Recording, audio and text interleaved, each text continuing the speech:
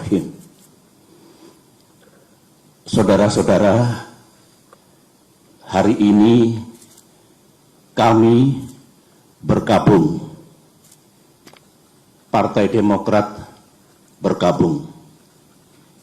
Sebenarnya bangsa Indonesia juga bergabung. Bergabung karena akal sehat telah mati.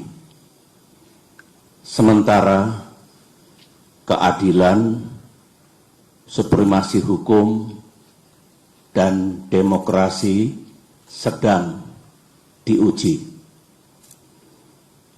Hari ini, 5 Maret 2021,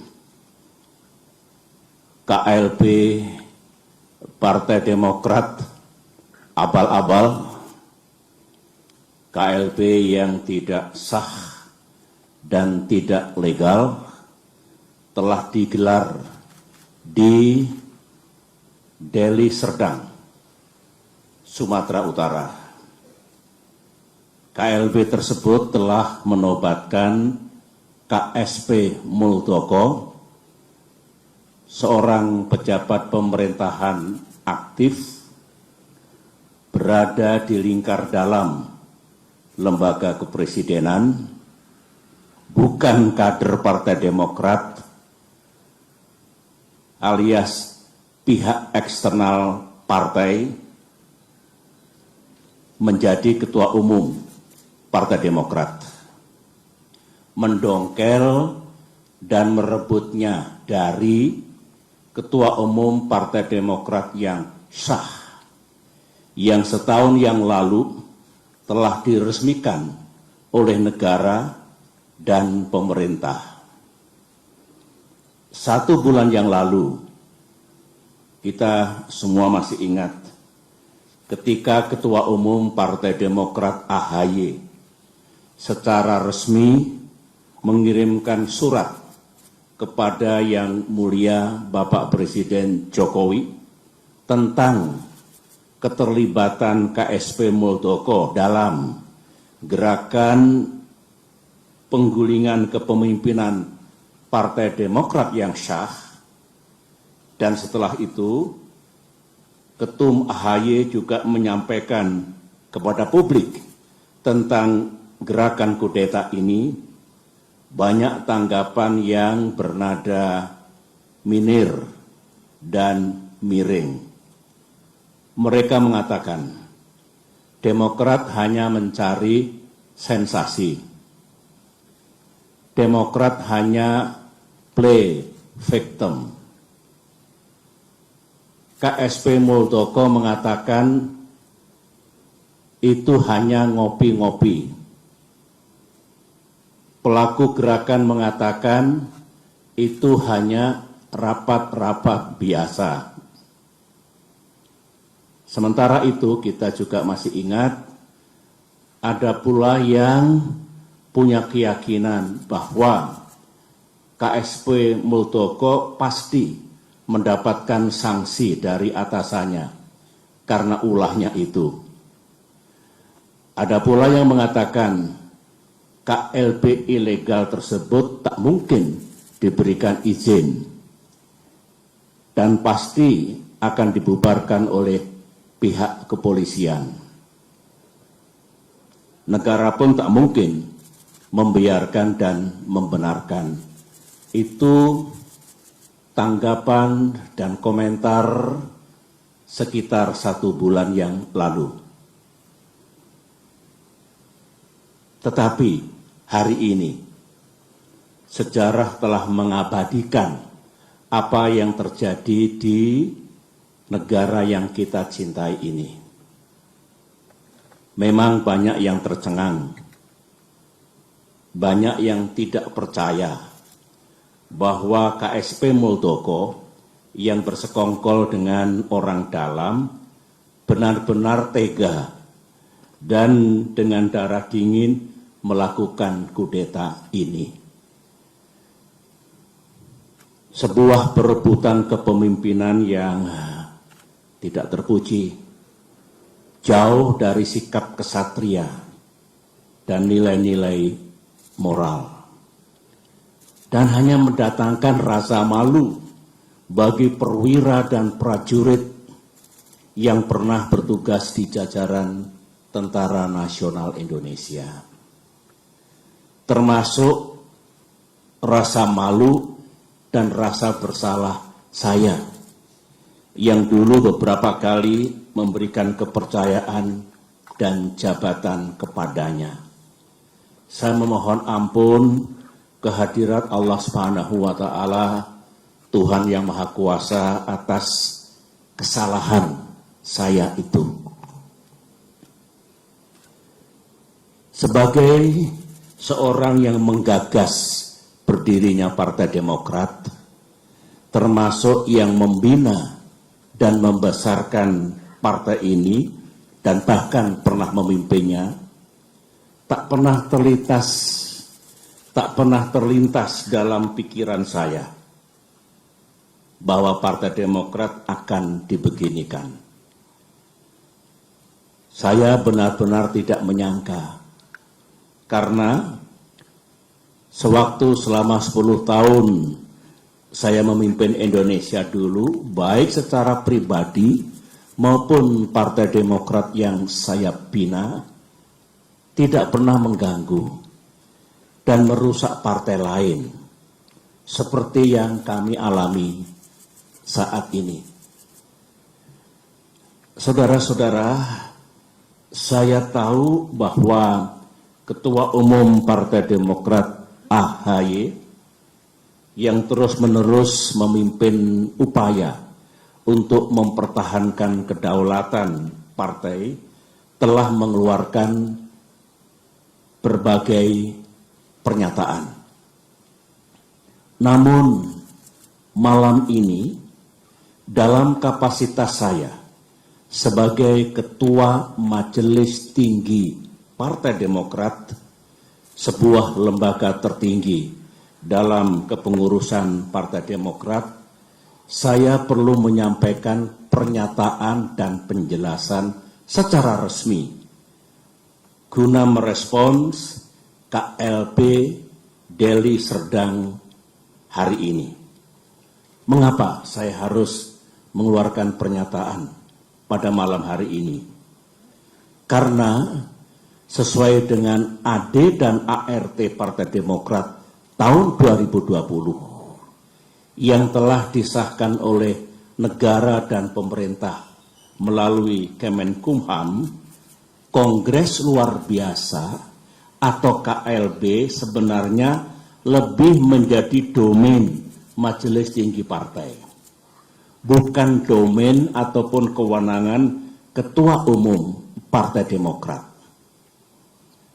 AD dan ART sesuai dengan undang-undang partai politik yang berlaku saat ini adalah peraturan dasar bagi kehidupan partai politik. Sama halnya dengan undang-undang dasar atau konstitusi yang berlaku bagi negara, yang baik itu undang-undang dasar maupun anggaran dasar mengikat secara hukum. Karenanya, segala kegiatan partai yang tidak sesuai dan bertentangan dengan AD dan ART adalah tindakan yang ilegal atau melawan hukum. Mari kita lihat, apakah KLB Deli Serdang tersebut legal atau sah secara hukum. Menurut AD dan ART Partai Demokrat, pasal 81 ayat 4 disebutkan bahwa Kongres Luar Biasa dapat diadakan atas permintaan A. Majelis Tinggi Partai, atau B. sekurang-kurangnya 2/3 dari jumlah Dewan Pimpinan Daerah dan 1/2 dari jumlah Dewan Pimpinan Cabang serta disetujui oleh Ketua Majelis Tinggi Partai. Mari kita uji sekarang, apakah KLB Deli Serdang ini sah secara hukum. Ingat, negara Indonesia adalah negara hukum. Pasal 1 Undang-Undang Dasar 1945. Majelis Tinggi Partai yang saya pimpin dan kini berjumlah 16 orang tidak pernah mengusulkan kongres luar biasa. Jadi syarat pertama sudah gugur. Dewan Pimpinan Daerah yang mengusulkan KLB minimal 2/3 dari 34 Dewan Pimpinan Daerah. Kenyataannya tidak satu pun yang mengusulkan, berarti 0. Jadi tidak memenuhi syarat yang kedua. Dewan Pimpinan Cabang yang mengusulkan KLB minimal 1/2 dari 514 DPC. Kenyataannya hanya 34 DPC yang mengusulkan, berarti hanya 7% dari seharusnya minimal 50%. Jadi tidak memenuhi syarat yang ketiga. Usulan DPC dan usulan DPD dan DPC harus mendapatkan persetujuan Ketua Majelis Tinggi Partai. Dan saya, sebagai Ketua Majelis Tinggi Partai, tidak pernah memberikan persetujuan atas pelaksanaan KLB ini. Jadi, syarat keempat pun tidak dipenuhi. Kesimpulan besarnya adalah, semua persyaratan untuk diselenggarakannya KLB ini gagal dipenuhi atau tidak dipenuhi, sehingga KLB ini benar-benar tidak sah dan ilegal. Saya dengar ada akal-akalan dari pihak KSP Muldoko dan para pelaku kudeta bahwa sebelum mengangkat KSP Muldoko menjadi Ketua Umum Partai Demokrat ilegal, AD dan ART yang sah diubah dan diganti dengan AD dan ART versi KLB Deli Serdang. Sehingga penobatan KSP Muldoko dianggap sah. Pertanyaannya, apa bisa begitu? Mari kita lihat bersama. Untuk mengubah AD dan ART, forumnya harus sah. Baik kongres ataupun kongres luar biasa yang hendak mengubah AD dan ART juga harus sah. Forum KLB Deli Serdang jelas tidak sah dan ilegal, sebagaimana yang telah saya jelaskan tadi. Sehingga AD dan ART KLB Deli Serdang menjadi tidak sah. Untuk diketahui, AD dan ART hasil kongres atau KLB yang sah pun harus mendapatkan pengesahan dari negara dan pemerintah melalui Kemenkumham. Jadi, kalau KSP Muldoko melalui telepon menanyakan keabsahan AD dan ART dan merasa cukup puas atau mengira bahwa AD dan ART KLB Deli Serdang itu sah, KSP Muldoko salah besar. Berarti KSP Muldoko tidak memahami undang-undang partai politik yang berlaku. Dan juga tidak memahami AD dan ART Partai Demokrat. AD dan ART Partai Demokrat. Lagi-lagi makin kuat dan makin nyata bahwa KLB Deli Serdang benar-benar tidak sah adanya.